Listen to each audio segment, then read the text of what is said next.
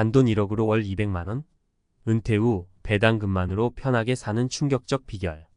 은퇴 후 안정적인 생활을 꿈꾸는 사람들에게 주식 배당금은 흥미로운 옵션이 될 수 있습니다. 하지만 1억 원으로 월 200만원씩 받으며 살 수 있을까? 라는 질문은 실제로 가능할지에 대한 많은 의문을 자아냅니다. 오늘은 이 궁금증을 풀어보고자 합니다. 구체적인 사례와 함께 설명해드리며 단순한 계산을 넘어 현실적인 조언을 드리겠습니다. 1. 주식 배당의 매력과 현실. 우선 주식 배당금이란 회사가 이익의 일부를 주주들에게 나누어 주는 것입니다. 높은 배당률을 제공하는 주식에 투자하면 일정한 수입원이 생기게 됩니다. 이 개념이 매력적인 이유는 매월 정기적인 소득을 통해 은퇴 후 생활비를 충당할 수 있다는 점입니다. 첫 번째 사례는 박 씨의 이야기입니다. 그는 10년 전 1억 원의 자금을 모아 배당주에 투자했습니다. 박 씨는 주요 에너지 회사와 통신사 주식에 집중하여 연 8%의 배당률을 목표로 했습니다. 그는 매년 약 800만 원의 배당금을 받았으며 이를 월별로 계산하면 약 67만 원입니다. 처음에는 월 100만 원을 목표로 했지만 현실은 달랐다는 그의 말처럼 실제로 안정적으로 월 100만 원 이상을 얻는 건 쉽지 않았습니다. 배당금은 경제 상황에 따라 변동할 수 있으며 예기치 않은 배당 삭감이 발생할 수도 있습니다. 2. 월 200만 원을 위한 투자 전략. 그렇다면 월 200만 원을 받으려면 어떻게 해야 할까요? 단순히 높은 배당률만 보고 투자하는 것은 위험할 수 있습니다. 장기적인 안정성을 고려해야 하기 때문입니다. 고배당률은 종종 리스크를 동반합니다. 한편 다변화된 포트폴리오가 중요하다는 점을 기억해야 합니다. 두 번째 사례는 이 씨의 경우입니다. 그는 1억 원을 투자해 다양한 배당주와 리츠 REITs 포트폴리오를 구성했습니다. 이 씨는 금융, 유틸리티, 부동산 투자 신탁과 같은 분야에서 연평균 67%의 배당을 목표로 했고 매월 약 120만 원을 안정적으로 수령할 수 있었습니다. 그의 비결은 다양한 자산군에 분산 투자함으로써 특정 산업의 충격에도 대비할 수 있었던 것입니다.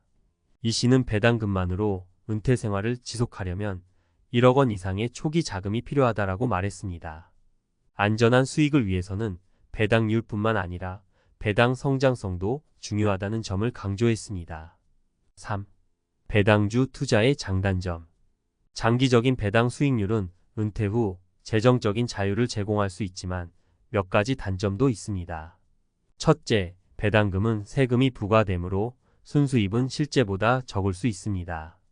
둘째, 회사의 재정 상태가 악화되면 배당금 지급이 중단될 위험도 있습니다. 세 번째 사례는 김 씨의 이야기입니다. 그는 배당금을 주 수입원으로 삼으려다 2020년 팬데믹 때 큰 타격을 받았습니다. 그가 투자한 에너지 관련 회사들이 배당을 대폭 삭감하면서 예상했던 월 150만 원의 수입이 반으로 줄었습니다. 이때 김 씨는 배당주만이 아니라 ETF 상장 지수펀드와 같은 다양한 수입원을 고려하지 못했던 것을 후회했습니다. 배당금만으로는 완벽한 재정 계획을 세우기 어렵다는 것을 깨달았다고 회상하며 배당주 투자만으로 은퇴 후 전 생활비를 충당하려면 철저한 대비가 필요하다는 교훈을 얻었습니다. 성공적인 배당 투자 비결. 배당주 투자를 통해 월 200만 원의 수입을 목표로 하려면 몇 가지 중요한 전략이 필요합니다. 다양한 포트폴리오 구성, 특정 기업에 집중하지 않고 금융, 통신, 유틸리티 등 다양한 업종의 주식을 보유하는 것이 중요합니다. 배당 성장성 파악. 단순히 높은 배당률만이 아니라 회사의 배당 증가 가능성도 확인해야 합니다. 위험 관리. 고배당주에만 집중할 경우 특정 상황에서 배당이 삭감될 수 있으므로 리스크를 관리해야 합니다. 결론적으로 은퇴 후 배당금만으로 생활하는 것은 가능합니다. 하지만 현실적으로 월 200만 원의 수입을 위해서는 1억 원 이상의 자산과 철저한 투자 계획이 필요합니다. 다양한 사례에서 보듯이 장기적인 투자와 안정적인 포트폴리오 전략이 없다면 예상 외의 어려움이 발생할 수 있습니다. 배당금은 분명 은퇴 후 재정적 자유를 꿈꾸는 사람들에게 매력적인 옵션이지만 성공은 철저한 계획과 지속적인 관리에 달려 있습니다. 배당금만으로 은퇴 후의 생활비를 충당할 수 있다는 것은 많은 사람들에게 꿈 같은 이야기입니다. 하지만 이를 실현하려면 단순한 투자 이상의 전략과 이해가 필요합니다. 이번에는 전문적인 시각에서 주식 배당금을 통한 은퇴 준비의 현실과 실질적인 방법을 조금 더 깊이 들여다보겠습니다. 1. 단순한 계산의 함정. 많은 사람들이 배당주 투자를 시작할 때 가장 먼저 하는 것은 예상 수익률을 계산하는 것입니다. 예를 들어 1억 원을 투자하고 연 6%의 배당을 받는다면 연 600만 원, 즉 월 50만 원의 수입이 가능합니다. 그러나 여기에는 중요한 요소들이 빠져 있습니다. 배당 수익률이 높은 주식은 보통 리스크가 크며 경기 침체나 기업의 실적 부진으로 인해 배당금이 삭감될 수도 있습니다. 현실적인 예로 박 씨의 경우를 다시 언급하자면 그는 초기에 고배당률 주식만을 선택했습니다. 하지만 몇 년 후 회사의 실적 악화로 인해 배당금이 절반으로 줄어들면서 월 예상 수입이 급격히 감소했습니다. 이 경험을 통해 박 씨는 배당주 투자에서는 단순한 수익률 계산이 아닌 장기적인 안정성과 배당 지속 가능성을 보는 것이 핵심이라고 강조했습니다. 2. 안정성을 위한 분산 투자. 배당주 투자를 통한 은퇴 생활의 성공은 안정성에 달려 있습니다. 전문가들은 고배당률을 추구하는 동시에 안정성을 확보하기 위해 다양한 포트폴리오 구성을 권장합니다. 다양한 산업군과 국가에 분산 투자하면 개별 기업의 리스크를 줄일 수 있습니다. 예를 들어 통신사, 에너지, 유틸리티 주식 등은 비교적 안정적인 배당을 제공하는 경우가 많습니다. 이 씨의 경우는 이러한 전략의 좋은 예입니다. 그는 1억 원을 투자해 배당주와 리츠 REITS를 결합한 포트폴리오를 구축했습니다. 이 씨는 처음에는 단순히 높은 배당만을 추구했지만 다양한 산업에 분산 투자하면서 위험을 줄일 수 있었다며 불안정한 시기에도 월 120만 원 정도의 꾸준한 수익을 유지할 수 있었다고 말했습니다. 3. 예기치 못한 변수에 대비하기. 배당금에 의존하는 삶은 예상치 못한 경제 변화에 취약할 수 있습니다. 경제 위기나 기업의 경영 악화로 배당금이 대폭 줄어들 수 있기 때문입니다. 따라서 배당주에만 의존하지 않고 ETF나 다른 수익원도 함께 고려하는 것이 좋습니다. 예를 들어 ETF는 여러 종목에 분산 투자할 수 있는 장점이 있어 리스크를 낮추는 데 효과적입니다. 김 씨의 경험은 이를 잘 보여줍니다. 그는 배당주 투자만으로는 충분하지 않다는 것을 깨닫고 ETF를 통해 다양한 자산에 분산 투자하는 전략을 세웠습니다. 김 씨는 팬데믹 상황에서 배당주가 예상보다 저조한 성과를 냈지만 ETF가 포트폴리오의 완충 역할을 하면서 월 수입의 안정성을 보장해줬다고 회고했습니다. 4. 배당 성장주와의 균형. 또 하나 중요한 포인트는 배당 성장주입니다. 단기적으로는 높은 배당률이 매력적이지만 장기적으로 배당을 꾸준히 올리는 회사에 투자하는 것이 안정적입니다. 이는 배당 수입을 점진적으로 늘리며 물가 상승에 대응할 수 있게 도와줍니다. 배당 성장주는 단순히 현재의 배당 수익률보다 미래의 배당 증가 가능성을 보고 투자하는 것입니다. 일부 기업은 이익의 일정 부분을 배당으로 지급하면서도 남은 부분을 사업 확장과 성장에 재투자합니다. 이 과정에서 시간이 지남에 따라 배당금이 꾸준히 증가하게 됩니다. 따라서 배당 성장주에 투자하면 초기에는 낮은 수익률일 수 있지만 장기적으로 큰 이익을 볼 수 있습니다. 전문가의 조언 계획의 중요성. 배당금만으로 은퇴 생활을 유지하려면 철저한 계획이 필요합니다. 전문가들은 다음과 같은 전략을 권장합니다. 장기 투자 계획 수립. 단기적인 고배당 수익을 목표로 하기보다는 장기적인 수익 증가를 염두에 둔 투자가 중요합니다. 분산 투자. 다양한 산업과 지역에 분산 투자해 외부 리스크를 줄이는 것이 안정적인 수익을 보장합니다. 자산의 유동성 관리. 필요시 유동화할 수 있는 자산도 함께 보유하는 것이 좋습니다. 이는 갑작스러운 자금 필요시 유용하게 쓸 수 있습니다. 배당 성장주와 ETF 활용. 단순 배당주뿐만 아니라 배당 성장주와 ETF를 활용해 포트폴리오의 안정성을 높일 수 있습니다. 결국 1억 원이라는 자금으로 월 200만 원의 수익을 얻고자 한다면 단순히 배당주에 투자하는 것만으로는 부족할 수 있습니다. 이를 위해서는 철저한 조사와 계획, 그리고 경제적 변화에 대한 대비가 필요합니다. 은퇴 후에도 지속 가능한 수입원을 구축하는 것은 그만큼 복합적인 전략이 필요하다는 것을 잊지 마세요. 누구나 한 번쯤은 생각해 보잖아요. 은퇴하면 한국을 떠나서 맑은 공기 마시고 푸른 초원에서 여유 있게 살고 싶다. 특히 뉴질랜드 같은 나라는 많은 은퇴자들에게 지상 낙원으로 비춰집니다. 깨끗한 환경, 여유로운 삶의 속도, 자연과 함께하는 일상.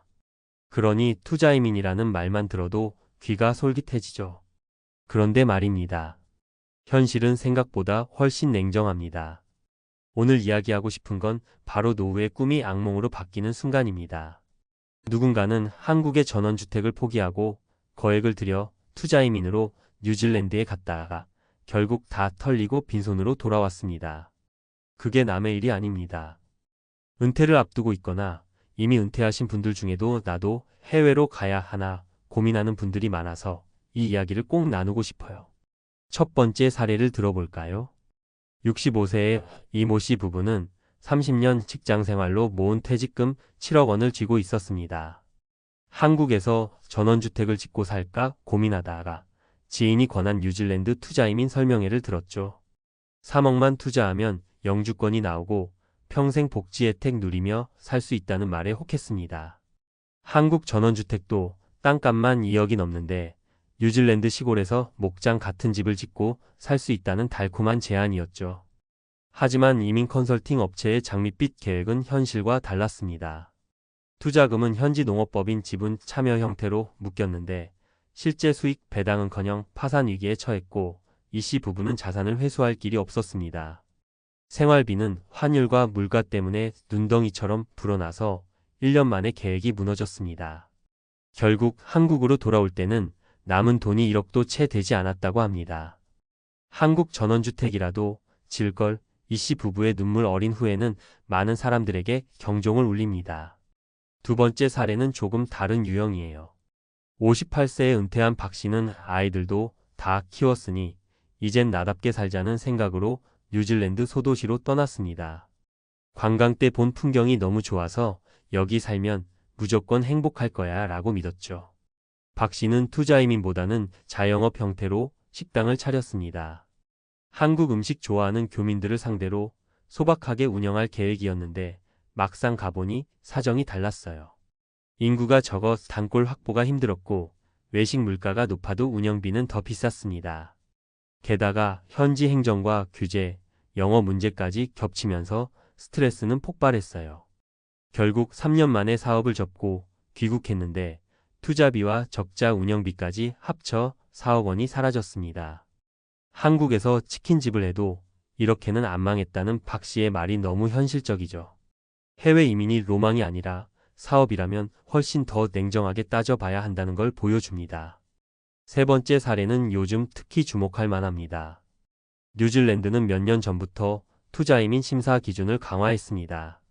코로나19 팬데믹 시절 문을 걸어 잠갔다 재개하긴 했지만 기여형 투자이민 액티브 인베스터로 바꿔서 심사 기준이 훨씬 깐깐해졌죠. 60세 부부였던 김 씨는 이전 규정 때보다 훨씬 많은 금액을 요구받고 계획을 변경하려다 사기를 당했습니다. 이민 컨설턴트가 아직 예전 방식으로 해준다며 돈을 받고 잠적했어요. 이 과정에서 1억이 넘는 돈을 잃었습니다. 김 씨 부부는 결국 뉴질랜드 계획을 접고 한국으로 돌아왔지만 이 돈을 다시 모을 방법이 없다고 합니다. 우리 세대가 이 정도 돈을 다시 벌 수 있을까요? 허망해요. 김 씨 부부는 이민 사기의 피해자이자 은퇴 후 이민이라는 환상에 속은 또 다른 사례입니다. 이 세 가지 사례가 보여주는 공통점이 뭔지 아세요? 한국에서의 전원생활 대안으로 해외를 너무 쉽게 선택했다는 점. 투자이민을 투자가 아니라 비자 사는 비용쯤으로 생각해 리스크를 무시했다는 점. 현지에서의 생활비, 환율 리스크, 사업 리스크를 철저히 계산하지 않았다는 점입니다. 뉴질랜드는 분명 살기 좋은 나라예요. 자연환경, 복지제도, 교육 수준 등 매력적인 요소가 많습니다. 하지만 그것도 철저한 준비가 있을 때 이야기입니다. 투자 의미는 말 그대로 투자입니다. 투자에는 언제나 손실 위험이 따릅니다. 게다가 해외는 한국보다 정보 접근이 어렵고 사기 리스크가 큽니다. 현지 법인 투자 구조가 어떻게 돼 있는지, 환율이 오르면 생활비가 어떻게 달라질지, 의료보험과 세금이 얼마나 나가는지 꼼꼼히 따져야 합니다. 또 은퇴자는 한국에서 돈 벌 기회가 적어요. 한번 잘못 투자하면 다시는 만회할 수 없을 수도 있어요. 많은 사람들이 한국 시골 생활은 불편하고 병원도 멀고 이웃도 없어서 외로울 것 같아서 해외 이민을 고민합니다. 그런데 정작 외국 시골에 가면 언어 장벽, 문화적 고립, 의료 접근성 문제는 훨씬 큽니다. 환율이 불리하게 움직이면 연금 가치도 깎여서 생활비도 늘어납니다.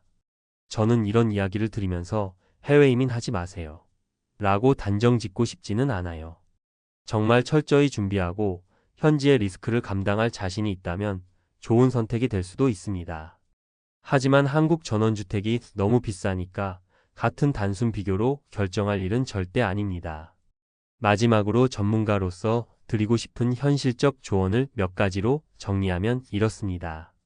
첫째, 투자 의미는 부동산 매수나 비자 비용이 아니라 리스크 있는 투자라는 사실을 받아들이세요.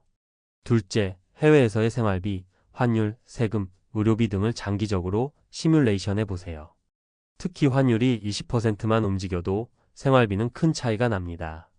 셋째, 컨설팅 업체나 브로커의 말만 믿지 말고 현지 정부 사이트, 재외동포 커뮤니티, 공간 등 공신력 있는 경로로 직접 정보를 확인하세요. 넷째, 가능하다면 최소 36개월 이상 체험 거주를 해보고 결정하세요. 다섯째, 한국에 남아있을 경우 시나리오도 동시에 준비해서 비교해보세요.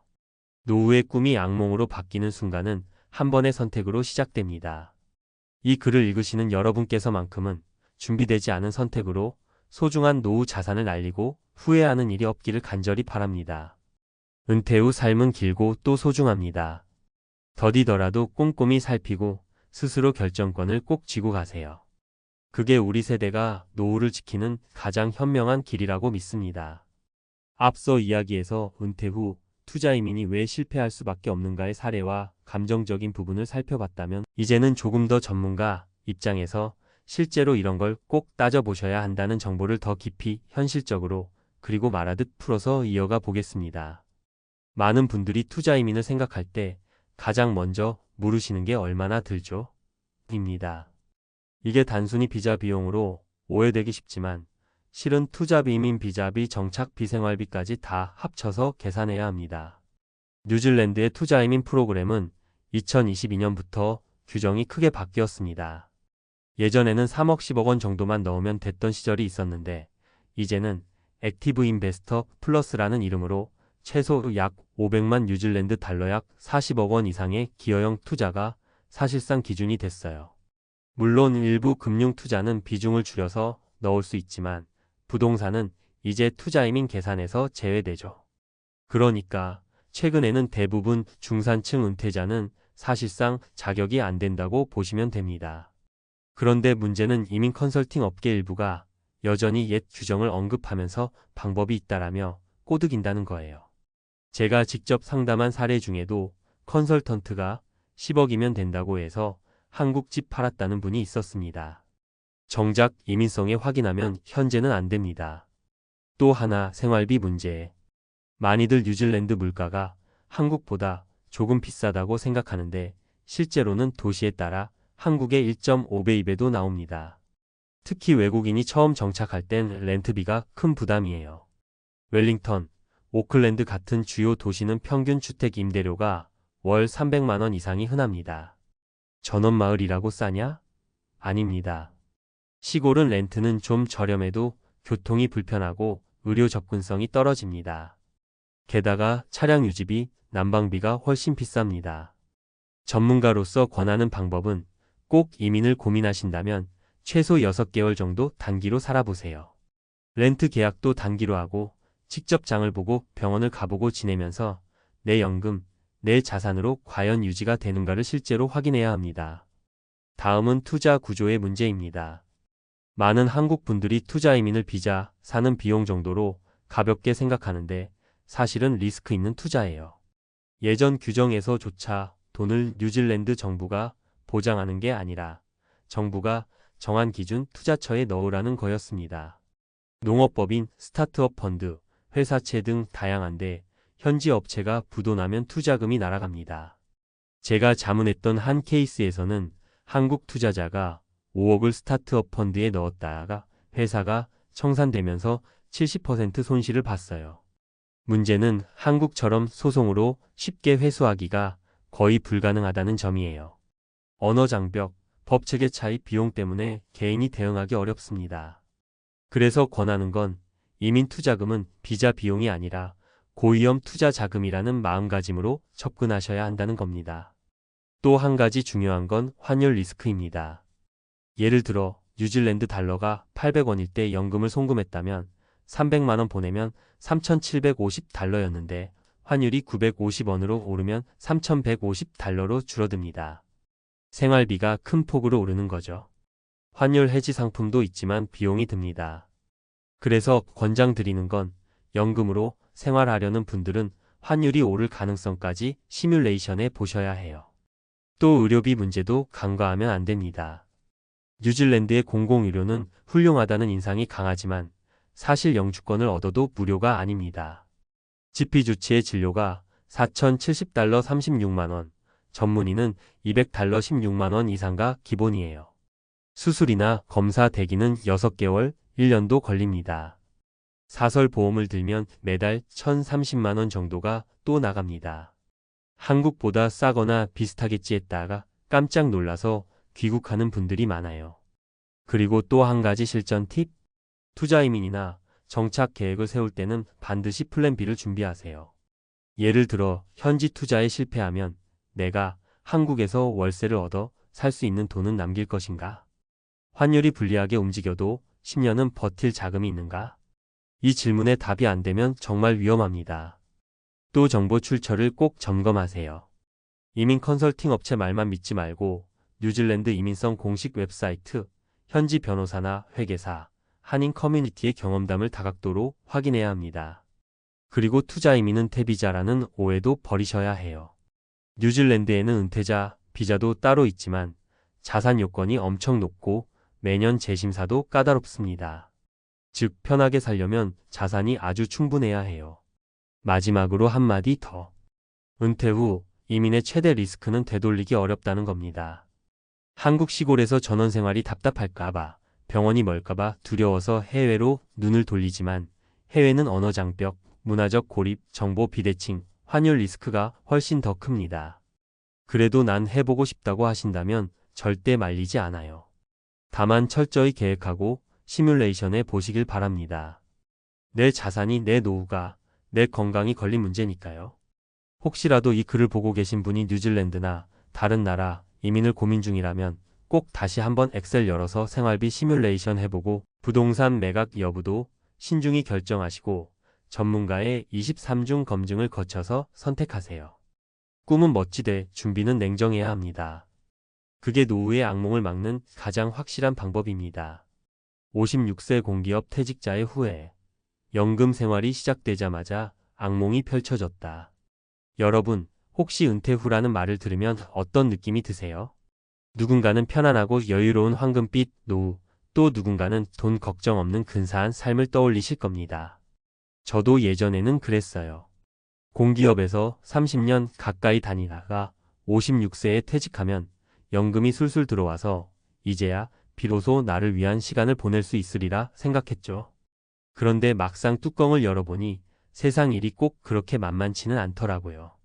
퇴직하자마자 예상치 못한 지출이 줄줄이 이어지면서 내가 진작 은퇴 준비를 제대로 했어야 했는데라고 뼈아프게 후회하고 있습니다. 오늘은 제가 직접 경험한 현실적인 은퇴 후 이야기를 나눠보려 해요. 그리고 저와 비슷한 길을 걷고 있거나 혹은 그 길의 앞에 서 있는 분들을 위해 실제 사례 3가지도 곁들여 말씀드리려고 합니다. 저와 같은 상황은 아니더라도 분명 공감하실 부분이 있을 거예요. 한번 편하게 들어보시고 내 이야기가 될 수도 있겠다는 느낌이 드신다면 미리미리 대비하시길 바랄게요. 1. 막막한 첫 달, 내가 벌써 파산 직전이야? 연금이 시작되자마자 깨닫게 된 현실. 저는 56세에 공기업에서 퇴직을 했어요. 퇴직자들에게 주어지는 기본 연금이 있고 거기에다 추가로 넣었던 사적연금도 조금 있었습니다. 당연히 이 정도면 먹고 사는데 큰 문제는 없지 않을까? 하고 생각했죠. 왜냐면 절약만 조금 하면 매달 들어오는 연금에 맞춰 지출을 할 수 있겠다는 계산이었으니까요. 그런데 딱 퇴직하자마자 닥쳐온 게 뭐였느냐면 건강보험료, 세금, 그리고 예기치 못했던 각종 공과금이었습니다. 현역으로 일할 때는 월급에서 자동으로 빠져나가니 크게 신경 쓸 일이 없었는데 막상 수입이 연금으로 바뀌고 나니 부담이 확 느껴지더라고요. 게다가 직장 다닐 때는 못 느꼈던 것 중 하나가 지역가입자 건강보험료라는 괴물이었어요. 저는 집 한 채가 있는 게 끝인데도 소득이 줄어든 데 비해 상대적으로 건보료가 확 오르니까 정말 퇴직 첫 달부터 가슴이 쿵 내려앉았습니다. 심리적으로 더 큰 부담. 사실 가만히 생각해보면 직장 다니면서도 세금 건보료는 다 내던 돈이긴 해요. 그런데 고정급여가 없어진 상태에서는 이 금액들이 심리적으로 엄청난 부담이 되죠. 매달 일정한 월급을 받는 것과 정해진 연금 안에서 뭔가를 지출하는 것은 너무나 다르거든요. 연금이 들어오는 날은 몇십 년 성실히 일한 보상이라 생각해 뿌듯했는데 이내 건보료니 각종 세금이니 빠져나가고 생활비 조금 지출하고 나면 이게 남는 게 없네? 싶어요. 에이 설마 그래도 여유 있겠지? 저도 1년 전만 해도 이렇게 생각했습니다. 하지만 제가 지금 느끼는 현실은 매우 다릅니다. 은퇴 후 삶에 대한 환상과 현실의 괴리. 이번엔 다른 분들 이야기를 좀 해볼게요. 제 주변에 은퇴를 앞두고 있거나 이미 은퇴한 분들이 워낙 많다 보니 생생한 사례들이 있거든요. 크게 세 가지 경우를 말씀드리겠습니다. 사례 1. 60세 은행원 출신의 고민. 제 친한 친구 중에 60세에 은행을 그만둔 분이 있습니다. 은행권이라 아무래도 퇴직금도 조금 더 받고 연금도 넉넉하지 않을까 하는 인식이 있는데요. 이 친구가 은퇴 후 제일 먼저 한 일은 이제부터 내가 하고 싶은 여행을 마음껏 다녀보자였어요. 평소 여행을 정말 좋아하던 친구라 한두 달 간격으로 국내외를 돌아다녔습니다. 그런데 몇 달 지나지 않아 통장에서 돈이 빠져나가는 속도가 감당이 안 되더라는 겁니다. 연금이 들어와도 세금 보험료 내고 고정 지출 빼고 나면 겨우 생활비나 맞춰지는데 거기다 여행 비용까지 쓰니까 금세 적자 나더라. 그렇게 이야기하더라고요. 결국 취미생활을 대폭 줄이고 자식들한테도 용돈을 더 달라는 말을 못하니 이럴 줄 알았으면 여행은 나중에 한 번씩만 갈 걸 하고 후회하고 있습니다. 사례 2. 55세 중소기업 임원의 재취업 시도. 다른 친구는 중소기업 임원까지 했던 55세 분인데 은퇴 이후에는 쉬면서 농사라도 짓겠다라고 큰소리쳤어요. 평소 건강도 챙기고 싶고 시골에 부모님 땅도 조금 있어서 시작했는데 문제는 생각했던 것보다 초기 비용이 많이 들고 수입이 거의 없는 상황에 빠졌다는 겁니다. 농사 자체가 취미 수준이라면 크게 문제가 없었겠지만 이분은 농업으로 어느 정도 수익을 올리겠다고 생각한 거예요. 결국 자금은 바닥나고 다시 재취업 기회를 찾으려고 하는데 막상 55세 넘은 나이에 월급도 예전처럼 기대하기 어렵습니다. 연금이 얼마 들어오지 않으니 당장 현금이 없으면 버티기 힘들다.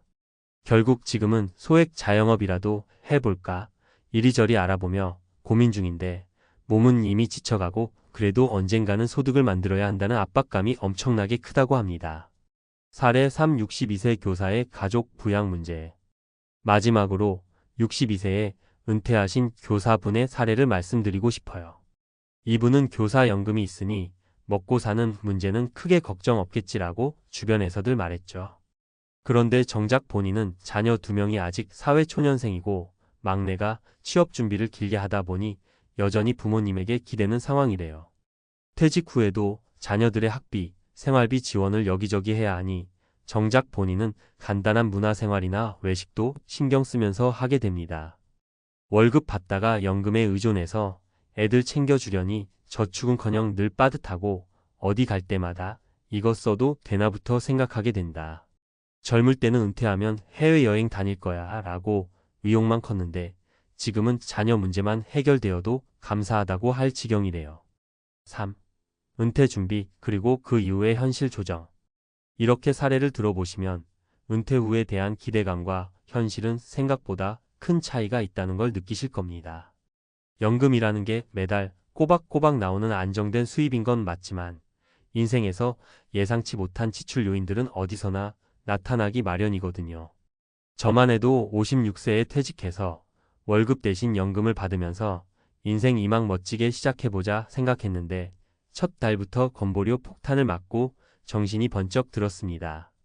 그제야 은퇴 준비라는 게 단순히 어느 정도 돈을 모았다, 연금이 있다 정도로 끝나는 일이 아니구나를 뼈저리게 깨달았죠. 그럼 이제 어떻게 해야 하느냐고요? 지출 구조 파악하기. 우선 자신이 매달 무엇에 얼마만큼 쓰는지 면밀히 체크해 봐야 합니다. 직장 다닐 때는 돈이 들어와도 편하게 쓰고 자동이체로 나가버리니 막연히만 알고 있는 경우가 많거든요. 은퇴 후엔 월 소득 마이너스 필수 고정 지출 가용 금액을 명확히 알고 거기서 생활비 비상금 취미 활동비 등을 배분해야 해요. 추가 소득원 고려하기. 꼭 재취업이나 창업이 아니더라도 소소하게라도 수익을 낼 수 있는 방법을 미리 고민해 볼 필요가 있습니다. 요즘은 온라인, SNS 같은 채널을 활용해 작은 사업을 하거나 프리랜서로 활동하는 분들도 많잖아요.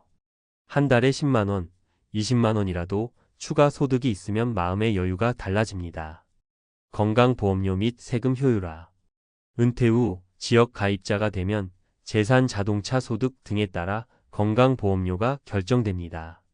혹시라도 합리적인 수준으로 바꿀 수 있는 부분은 없는지, 제도가 개편되었는지 등을 수시로 체크하는 게 좋아요. 세금도 마찬가지고요. 잘 알아보면 노후 세금 절감 방법이 있을 수도 있거든요. 가족과의 대화.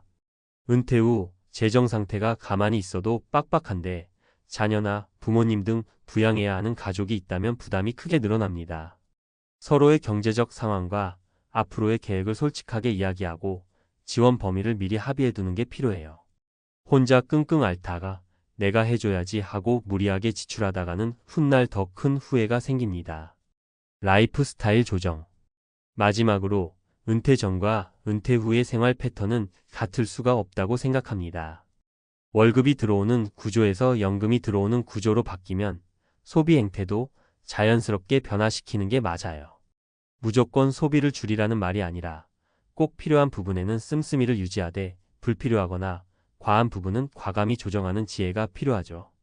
4. 다시 시작하는 마음으로. 저는 사실 퇴직 직후에 많은 불안과 걱정을 느꼈습니다.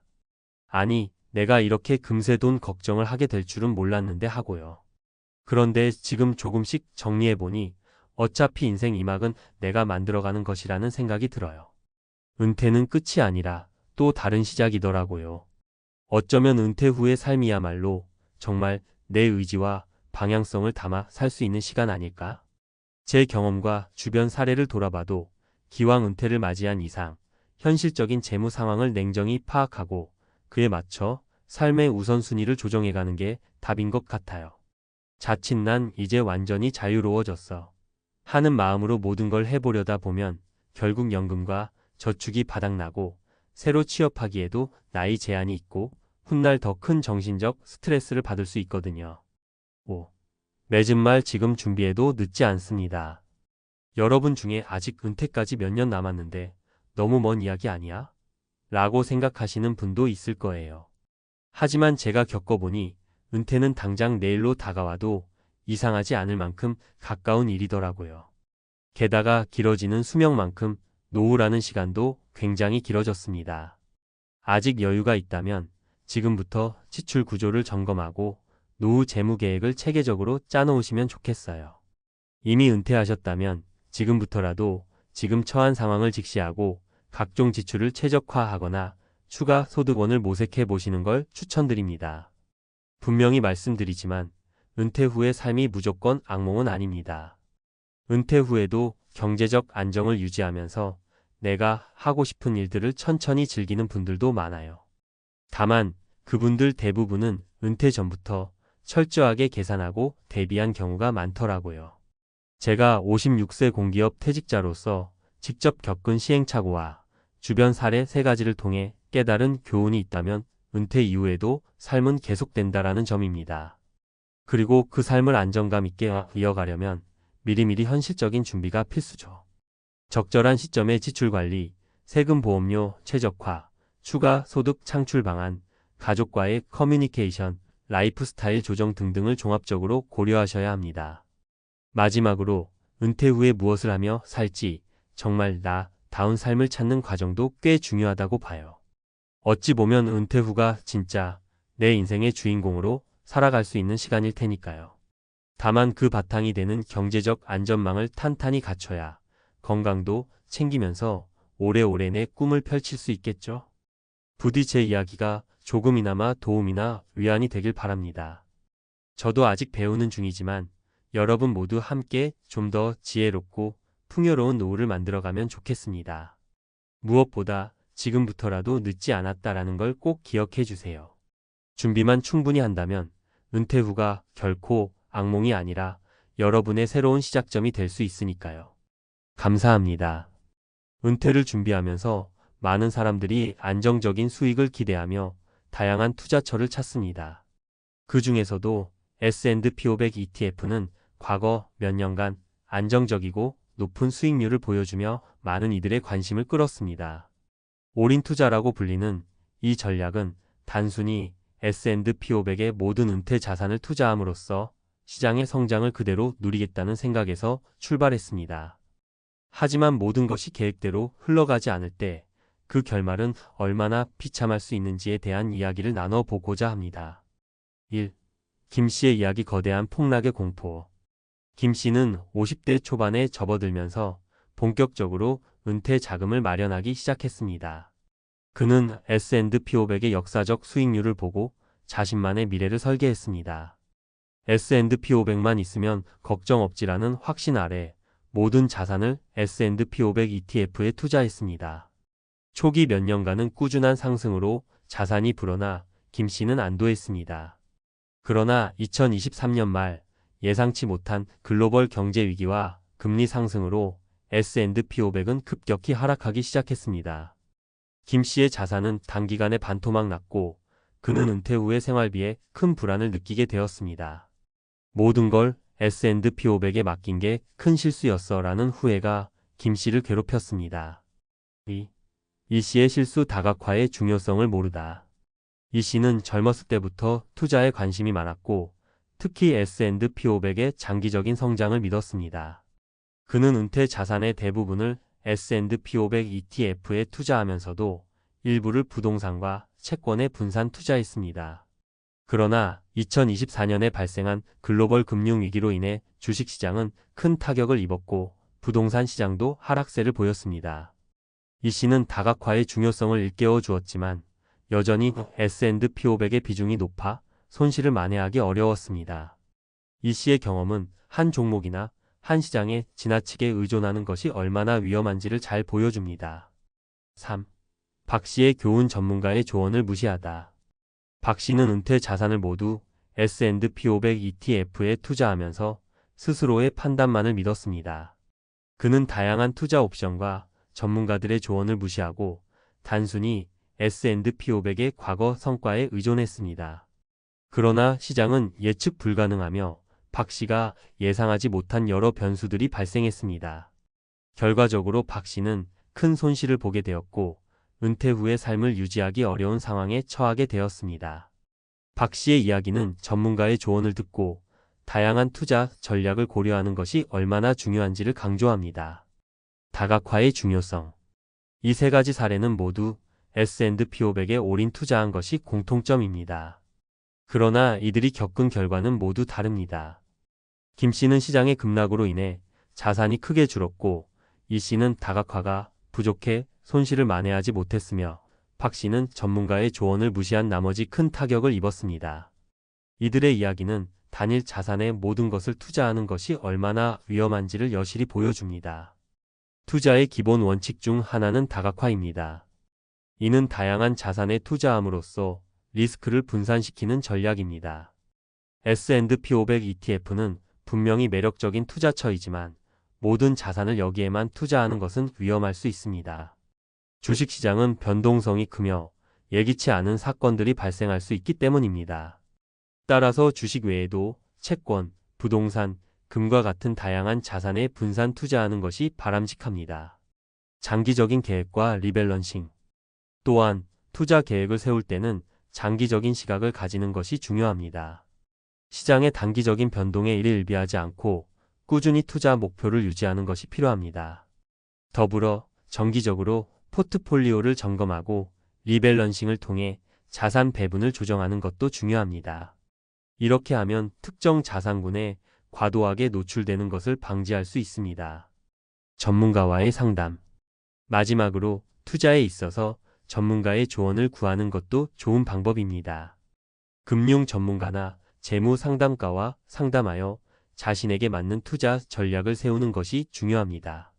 전문가의 조언을 통해 자신이 놓치고 있는 부분을 보완하고 보다 안정적인 투자 계획을 수립할 수 있습니다. 결론. 모든 은퇴 자산을 S&P 500에 올인하는 것은 큰 유혹일 수 있지만 이는 매우 위험한 전략일 수 있습니다. 김씨, 이씨, 박씨의 사례에서 보듯이 단일 자산의 모든 것을 맡기는 것은 예기치 못한 상황에서 큰 손실을 초래할 수 있습니다. 다각화된 포트폴리오를 구성하고 장기적인 계획을 세우며 전문가의 조언을 구하는 것이 안정적인 은퇴 생활을 위한 현명한 선택일 것입니다. 은퇴는 인생의 중요한 전환점이므로 신중하고 전략적인 접근이 필요합니다. 올인 투자의 매력과 위험성. S&P 500 ETF는 그동안 꾸준한 성장과 높은 유동성으로 많은 투자자들에게 사랑받아왔습니다. 역사적으로 보면, 장기적으로 보면 상당한 수익을 제공해왔죠. 그래서 올인 투자, 즉 모든 자산을 S&P 500에 투자하는 전략이 매력적으로 보일 수 있습니다. 하지만 앞서 이야기한 것처럼 이는 상당한 위험을 동반합니다. 왜 올인 투자가 위험할까요? 시장은 예측할 수 없는 변동성을 가지고 있기 때문입니다. 경제 위기, 금리 변동, 지정학적 리스크 등 다양한 요인이 주식시장에 영향을 미칩니다. 특히 은퇴 자산은 앞으로의 생활을 책임지는 중요한 자산이기 때문에 이 자산이 크게 흔들리면 곧바로 생활에 영향을 미칠 수 있습니다. 다각화의 중요성. 다각화는 투자, 포트폴리오의 리스크를 줄이는 가장 기본적이고도 중요한 전략입니다. 모든 계란을 한 바구니에 담지 말라는 속담이 있듯이 다양한 자산에 분산 투자함으로써 특정 자산의 급락이 전체 자산에 미치는 영향을 최소화할 수 있습니다. 다각화의 구체적인 방법은 주식과 채권의 비율 조정. 주식은 높은 수익률을 기대할 수 있지만 변동성이 큽니다. 반면 채권은 비교적 안정적이지만 수익률은 낮습니다. 두 자산을 적절히 배분하면 전체 포트폴리오의 변동성을 줄일 수 있습니다. 국내외 자산 분산. 국내 주식만 투자하는 것보다 해외 주식, 해외 채권 등 다양한 지역에 투자함으로써 특정 국가의 경제 상황에 덜 의존하게 됩니다.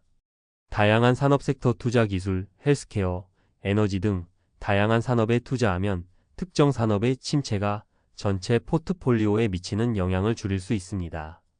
대체 투자 포함 부동산, 금, 원자재 등 전통적인 주식과 채권 외의 자산에도 투자하여 리스크를 분산시킬 수 있습니다. 리밸런싱의 필요성. 포트폴리오를 다각화했다 하더라도 시간이 지나면서 자산 비율이 변동하게 됩니다. 예를 들어 주식시장이 호황을 누리면 주식의 비중이 커지고 채권의 비중은 줄어들 수 있습니다. 이런 상황에서 정기적으로 포트폴리오를 점검하고 초기 비율로 조정하는 것이 중요합니다. 이를 리밸런싱이라고 합니다. 리밸런싱의 장점. 리스크 관리. 특정 자산의 비중이 지나치게 커지는 것을 방지하여 전체 포트폴리오의 리스크를 관리할 수 있습니다. 수익 극대화. 고수익 자산의 비중을 줄이고 저수익 자산의 비중을 늘려 전반적인 수익률을 안정화할 수 있습니다. 감정적 투자 방지. 시장의 단기 변동성에 감정적으로 반응하지 않고 계획된 대로 투자 전략을 유지할 수 있습니다. 장기적인 투자 계획 수립. 은퇴 자산 관리는 단기적인 성과에 집중하기보다는 장기적인 시각에서 접근하는 것이 중요합니다. 다음은 장기적인 투자 계획을 세우는데 도움이 되는 몇 가지 팁입니다. 명확한 목표 설정, 은퇴 후 필요한 생활비, 목표 은퇴 연령, 예상 수명 등을 고려하여 구체적인 목표를 설정하세요. 위험 허용 범위 이해, 자신의 위험 감수 성향을 파악하고 이에 맞는 투자 전략을 수립하세요. 은퇴가 가까워질수록 리스크를 줄이는 방향으로 포트폴리오를 조정하는 것이 일반적입니다. 정기적인 점검과 조정, 경제 상황, 개인의 재정 상태, 목표 변화 등에 따라 투자 계획을 정기적으로 점검하고 조정하세요. 비상 자금 마련, 예기치 않은 상황에 대비해 비상 자금을 별도로 마련해 두는 것이 중요합니다. 이는 포트폴리오의 일부를 현금이나 단기 투자 상품에 보유하는 것을 의미할 수 있습니다. 전문가의 조언을 구하기. 투자는 복잡하고 개인의 상황에 따라 최적의 전략이 달라질 수 있습니다. 따라서 금융 전문가나 재무 상담가와 상담하는 것이 현명한 선택일 수 있습니다. 전문가의 조언을 통해 자신에게 맞는 투자 전략을 세우고 현재의 포트폴리오를 점검받는 것이 중요합니다. 전문가 상담의 장점. 객관적인 시각 제공, 자신의 감정이나 편견에서 벗어나 객관적인 시각에서 투자 전략을 수립할 수 있습니다. 맞춤형 전략 수립, 개인의 재정 상황, 목표, 위험 감수 성향에 맞는 맞춤형 투자 전략을 제안받을 수 있습니다. 최신 정보 제공, 금융시장의 최신 동향과 정보를 바탕으로 최적의 투자 결정을 내릴 수 있습니다. 결론, 현명한 은퇴 자산 관리의 길. 모든 은퇴 자산을 S&P 500에 올인하는 것은 매력적인 전략처럼 보일 수 있지만 이는 상당한 위험을 내포하고 있습니다. 김씨, 이씨, 박씨의 사례에서 보듯이 단일 자산에 의존하는 것은 예기치 못한 상황에서 큰 손실을 초래할 수 있습니다. 대신 다각화된 포트폴리오를 구성하고 정기적인 리밸런싱을 통해 리스크를 관리하며 장기적인 시각에서 투자 계획을 세우는 것이 안정적인 은퇴 생활을 위한 현명한 선택입니다. 또한 금융 전문가와의 상담을 통해 자신의 상황에 맞는 최적의 투자 전략을 수립하는 것도 중요합니다. 은퇴는 인생의 중요한 전환점이므로 신중하고 전략적인 접근이 필요합니다. 오늘 말씀드린 내용들이 여러분의 은퇴 자산 관리에 도움이 되길 바랍니다. 항상 신중하게 그리고 현명하게 투자하시길 바랍니다. 감사합니다.